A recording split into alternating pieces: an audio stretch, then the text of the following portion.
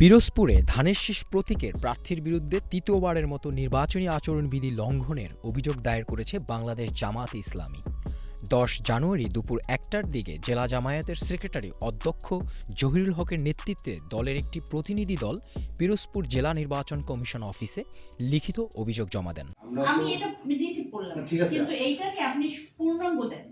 লিখিত অভিযোগে বলা হয়, পিরোজপুর 1 আসনে বাংলাদেশ জাতীয়তাবাদী দল বিএনপি মনোনীত প্রার্থী আলমগীর হোসেন গত 9 জানুয়ারি শুক্রবার দিনের বিভিন্ন সময়ে গণসংযোগকালে উঠান বৈঠক, মাইকিং ও মিছিলের মাধ্যমে প্রকাশ্যে ভোট প্রার্থনা করেন, যা সংসদ নির্বাচনে রাজনৈতিক দল ও প্রার্থীর আচরণ বিধিমালা 2025-এর বিধি 18-এর স্পষ্ট লঙ্ঘন বলে উল্লেখ করা হয়েছে।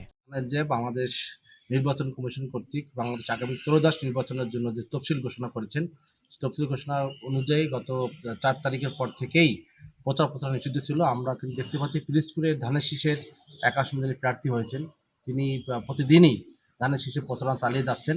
আমরা মূলত সেই অভিযোগটা নিয়ে আজকে এখানে এসেছিলাম। আমরা আমাদের ডিসির পক্ষ থেকে ডিডিও তিনি এখানে রিসিভ করেছেন। আমরা আশা করব এইটার তিনি যথাযথ ব্যবস্থা গ্রহণ করবেন।